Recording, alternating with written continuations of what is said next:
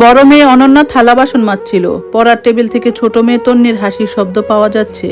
অনন্যার বয়স তখন মাত্র 19, তন্নির 15। তন্নি হঠাৎ চিৎকার করে উঠল, মা দেখো, আপু আমার দামি কলমটা ভেঙে ফেলছে। রেহানা বেগম হন্তদন্ত হয়ে রান্নাঘর থেকে বেরিয়ে এলেন। অনন্যার হাতে সাবানের ফেনা। সে অবাক হয়ে তাকিয়ে আছে। সে তো তন্নির ঘরে যায়নি গত 2 ঘন্টায়। কিন্তু রেহানা বেগমের বিচার পদ্ধতি ছিল সংক্ষিপ্ত এবং একপেশে। কোনো কথা না শুনেই তিনি অনন্যার গালে কষে একটা থাপ্পড় বসিয়ে দিলেন। নিজের তো কিছু করার মুরুদ নেই, সারাদিন ছোটটার পেছনে লেগে থাকিস কেন? ও পড়াশোনা কত ভালো, আর তুই ঘরের খেয়ে বনের মোষ তারাস। অনন্যা গালটা চেপে ধরলো। চোখে জল আসার কথা ছিল, কিন্তু এলো না। তার চোখের জল অনেক আগেই শুকিয়ে গেছে। সে ধীরে স্থির গলায় বলল, মা আমি তনির ঘরে যাইনি, আমি রান্না করেছিলাম। মুখে মুখে তর্ক করছিস? তনি কি মিথ্যে বলছে? যা এখান থেকে, আজ রাতে তোর খাওয়া বন্ধ। অনন্যা প্রতিবাদ করলো না। সে জানতো এই বাড়িতে তার অবস্থান একজন বিনা মাইনের পরিচায়িকার চেয়ে বেশি কিছু না। সে নিঃশব্দে তার অন্ধকার ঘরে গিয়ে বসলো। জানালার বাহিরে আকাশের দিকে তাকিয়ে সে নিজের ভাগ্যকে দোষ দিল না, বরং মনে মনে এক শপথ নিল, যে আঙ্গুল আজ তাকে অবহেলা ইশারায় ঘর থেকে বের করে দিচ্ছে, সেই আঙ্গুলকে একদিন বিস্ময়ে স্তব্ধ করে দিবে সে। পরের 3 বছর অনন্যার জীবন ছিল এক যুদ্ধের মতো। একদিকে মায়ের অবহেলা আর ছোট বোনের অহংকার, অন্যদিকে নিজের লক্ষ্য। অনন্যা টিউশনি করে কিছু টাকা জমিয়েছিল। মা জানতো না ও যে অনন্যা গোপনে নাম করে একটা বিশ্ববিদ্যালয়ে বৃত্তির জন্য আবেদন করছে। যেদিন বৃত্তির চিঠিটা এলো সেদিন অনন্যা খুব আশা নিয়ে মায়ের কাছে গিয়েছিল। ভেবেছিল মা হয়তো আজ একটু খুশি হবেন, কিন্তু ড্রয়িং রুমে গিয়ে দেখলো মা তনিকে একটা নতুন স্মার্টফোন উপহার দিচ্ছেন। তনি আনন্দে ডগমগ, মা আমি স্কলারশিপ পেয়েছি, আমাকে বাহিরে যেতে হবে পড়াশোনার জন্য। অনন্যা নিচু স্বরে বলল। রেহানা বেগম মুখটা বাঁকালেন। বাহিরে যাবি মানে? ঘরের কাজগুলো কে করবে? আর তোর মতো অপদার্থকে কে স্কলারশিপ দিল? নিশ্চয়ই কোনো ছোটখাটো বিষয়। দরকার নেই এত পড়াশোনার। তনি বড় হয়ে ডাক্তার হবে, ওকে আমার বাহিরে পাঠাবো। তুই এখন যা, চা করে নিয়ে আয়। অনন্যার কোনো কথা বাড়ালো না। সে বুঝে গেল এই ঘরে তার কোনো ভবিষ্যৎ নেই। সেই রাতে সে একটা ছোট ব্যাগে তার প্রয়োজনীয় কিছু জিনিস আর ডায়েরিটা গুছিয়ে নিল। ভোরে যখন সবাই ঘুমে আচ্ছন্ন, অনন্যা শেষবারের মতো মায়ের দরজার সামনে গিয়ে দাঁড়ালো।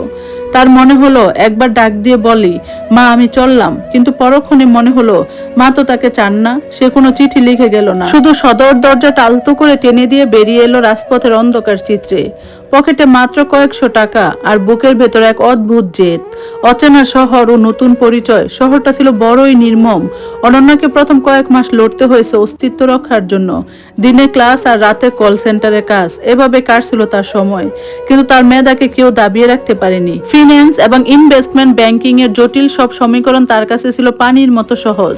সে লক্ষ্য করলো টাকার উপর মানুষের নিয়ন্ত্রণই তাকে সবচেয়ে বেশি শক্তিশালী করে তোলে। বিশ্ববিদ্যালয় শেষ করার আগেই সে একটা বড় হ্যাভস ফান্ড কোম্পানির ইন্টার্ন হিসেবে যোগ দেয়। তার কাজ করার ধরন আর অঙ্কের হিসাব দেখে কোম্পানির সিইও মুগ্ধ হয়ে যায়। অনন্যা নিজের নাম বদলে ফেলেছিল কিছুটা। সে এখন পরিচিত অ্যানি নামে। তার ব্যক্তিত্ব এখন এক অদ্ভুত আভিজাত্য আর ধীরতা। চোখের সেই করুণ চাহনি এখন এক তীক্ষ্ণ দৃষ্টিতে রূপান্তরিত হয়েছে। 10 বছর পর, 10টা বছর চোখের পলকে কেটে গেল। রেহানা বেগম এখন একটি বড় টেক্সটাইল ম্যানুফ্যাকচারিং কোম্পানির সিনিয়র সুপারভাইজার। তনির জন্য অনেক টাকা খরচ করে মেডিকেলে পড়ানো হলেও সে শেষ পর্যন্ত কিছুই করতে পারেনি। বিয়ে করে এখন সে ঘর কন্যা করেছে আর মায়ের বেতনের উপর নির্ভর আছে। তাদের আর্থিক অবস্থা আগের চেয়ে খুব একটা ভালো হয়নি। হঠাৎ একদিন খবর এলো তাদের কোম্পানি দেউলিয়া হওয়ার পথে। কোম্পানির মালিকানা বদলে যাচ্ছে। একজন রহস্যময় বিদেশি ইনভেস্ট কোম্পানির সিংহভাগ শেয়ার কিনে নিয়েছে। কোম্পানির নোটিশ বোর্ডে টাঙ্গিয়ে দেওয়া হলো যে নতুন মালিক আজ অফিসে আসবেন সবার সাথে পরিচিত হতে এবং গুরুত্বপূর্ণ ঘোষণা দিতে। রেহানা বেগম বেশ চিন্তিত। এই বয়সে যদি চাকরিটা চলে যায় তবে তাদের সংসার চলবে না। অফিসের সামনে একটি রাজকীয় কালো লিমুজিন এসে থামলো। সিকিউরিটি গার্ড থেকে শুরু করে বড় বড় অফিসাররা সারিবদ্ধ হয়ে দাঁড়িয়ে আছে। রেহানা বেগম ভিড়ের এক কোনায় দাঁড়িয়ে ভয়ে ঘামছে। গাড়ির দরজা খুললো। সুউচ্চ হিল জুতো আর দামি ফর্মাল স্যুটে এক সুন্দরী রমণী নামলেন। চোখে তার কালো রোদ চশমা। তার হাঁটার ভঙ্গিতে আভিজাত্য আর ক্ষমতার ছাপ স্পষ্ট। যখন সে চশমা খুললো পুরো অফিস জুড়ে পিনপিন নীরবতা। রেহানা বেগমের হৃৎপিণ্ড যেন এক মুহূর্তের জন্য থেমে গেল। এ কিভাবে সম্ভব? এটা কি সত্যি সে? সেই রমণী শান্ত পায়ে রেহানা বেগমের ঠিক সামনে গিয়ে দাঁড়ালো। ঠোঁটে তার এক রহস্যময় হাসি। কেমন আছো রেহানা বেগম? 10 বছর পর আপনার অবহেলিত মেয়েটা কিন্তু ফিরেই এলো, তবে মেয়ে হিসেবে নয়, আপনার মালিক হিসেবে। অফিসের শীতাতপ নিয়ন্ত্রিত বিশাল হলরুম তখন শ্মশানের নীরবতা। রেহানা বেগম পাথরের মূর্তির মতো দাঁড়িয়ে আছেন। তার চোখের সামনে যে অনন্যা দাঁড়িয়ে আছে সে সেই মলিন ওড়না পরা মেয়েটি নয়। তার পরনে এখন 80,000 টাকার মূল্যের বিজনেস স্যুট। কবজিতে রোলেক্স ঘড়ি আর চোখে এমন এক দীপ্ত যা সূর্যকেও হার মানায়। অনন্যা শান্ত গলায় বলল, কি হলো মা, চিনতে কষ্ট হচ্ছে?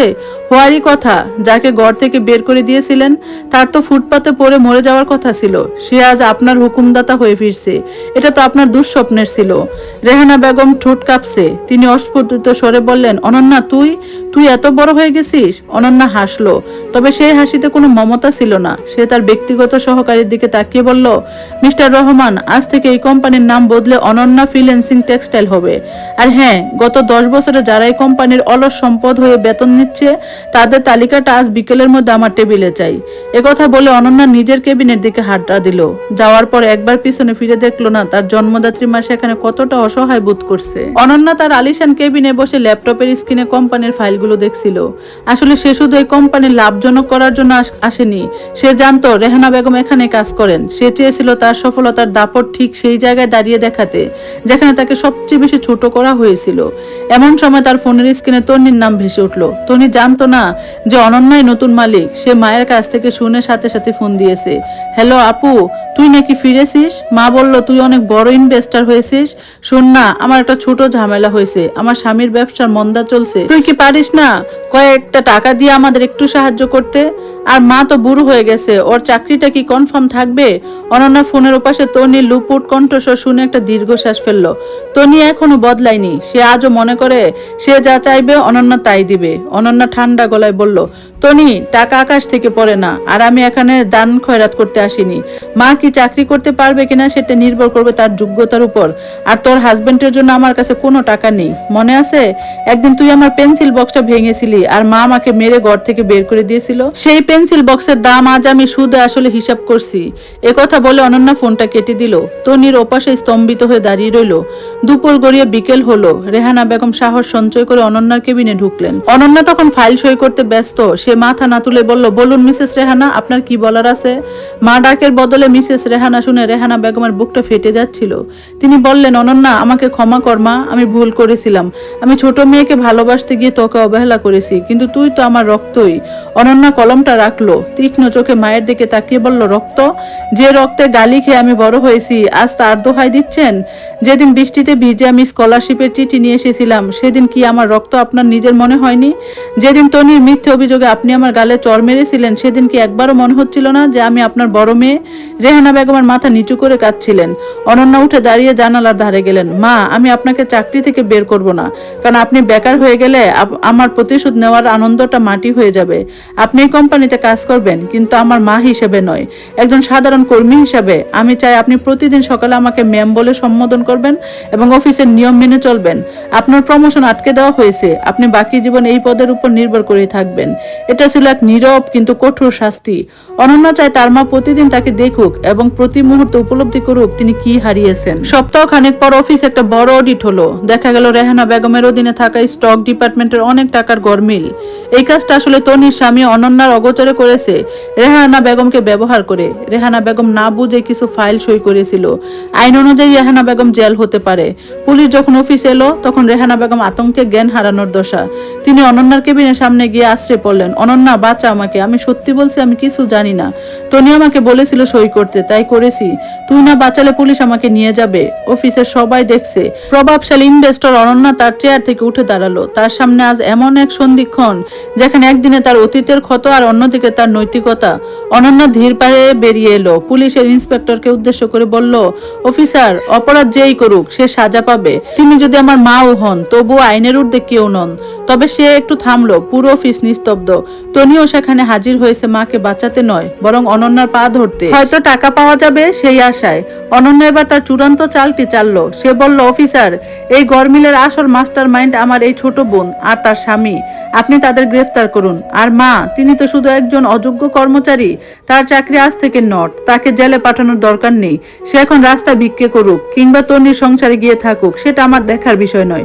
অনন্যা বুঝাতে চাইলো তিনি মাকে ক্ষমা করেননি, বরং তাকে এক চরম অনিশ্চয়তার মুখে ঠেলে দিলেন। যেই অনিশ্চয়তা অনন্যা একদিন ঘর ছেড়েছিল।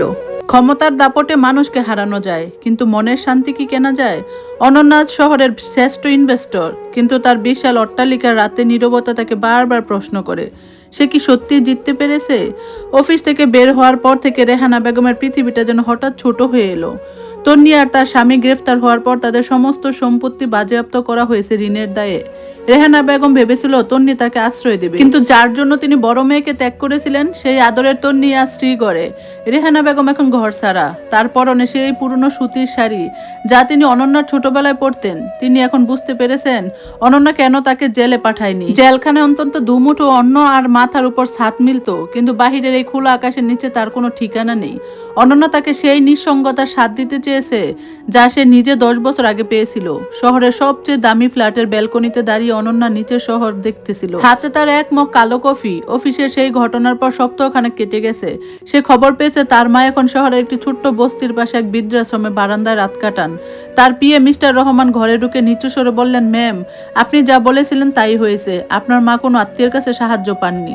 তন্নি ম্যাডামের জামিনও হয়নি। আপনার মা এখন প্রায় আধপেটা খেয়ে দিন কাটাচ্ছে। অনন্যা কোনো উত্তর দিল না। তার মনে পড়ে গেল সেই রাতের কথা যেদিন মা তাকে ভাত না দিয়ে ঘরে আটকে রেখেছিলেন তন্নির কান্নার অজুহাতে। অনন্যার ঠোঁটটা একটু কাঁপলো, কিন্তু সে নিজেকে সামলে নিল। সে বিড়বিড় করে বলল, আমি নিষ্ঠুর নই রহমান সাহেব, আমি শুধু ন্যায় বিচার করছি। কিন্তু তার অন্তরাত্মা যেন চিৎকার করে বলছিল, ন্যায় বিচার আর প্রতিশোধের মধ্যে একটা সূক্ষ্ম সুতুর ব্যবধান আছে। পরের দিন অনন্যা তার বিলাসবহুল গাড়ি নিয়ে সেই বস্তির এলাকার কাছে গিয়ে তার মার কাছে থামলেন। গাড়ি থেকে নামতেই নর্দমার গন্ধ আর মানুষের হাহাকার তাকে মনে করিয়ে দিল তার ফেলে আসা দিনগুলোর কথা। সে দেখলো একটি কলতলার পাশে রেহানা বেগম বসে আছেন। তিনি থরথর করে কাঁপছেন, তার হাতে একটা পুরনো স্টিলের থালা। তিনি হয়তো কারো কাছে খাবারের অপেক্ষা করছেন। অনন্যাকে দেখে তিনি চমকে উঠলেন না, বরং তার চোখে দিয়ে অশ্রু গড়িয়ে পড়ল। অনন্যার সামনে গিয়ে দাঁড়ালো। খুব কষ্ট হচ্ছে তাই না? আমি যখন ঘর থেকে বের হয়েছিলাম আমার হাতে এই থালাটাও ছিল না মা। রেহানা বেগম ডুকরে কেঁদে উঠলেন। আমাকে মেরে ফেল অনন্যা, তাও এমন করে দূরে ঠেলে দিস না। আমি পাপ করেছি, আমি অন্ধ ছিলাম, আমি বুঝিনি যে যে হাতটা আমাকে আগলে রাখতো তাকে আমি বারবার ভেঙেছি। তুই আজ অনেক বড় হয়েছিস, আমাকে ক্ষমা করে দে। অনন্যা তার মায়ের পায়ের কাছে এক ব্যাগ টাকা আর একটি বাড়ির চাবি রাখলো। অফিসের সবাই ভেবেছিল অনন্যা হয়তো মাকে বাড়ি ফিরিয়ে নেবে, কিন্তু অনন্যার সিদ্ধান্ত ছিল অন্যরকম। সে শান্ত গলায় বলল, মা, এই চাবিটা শহরের এক কোনো একটা ছোট ফ্ল্যাটের, আর এই টাকা দিয়ে আপনার বাকি জীবন চলে যাবে। আমি আপনাকে না খেয়ে মরতে দিব না, কারণ আমি আপনার মতো নই। কিন্তু অনন্যা একটু থামলো, তার চোখে এক ফোঁটা জল এসে আবার মিলিয়ে গেল।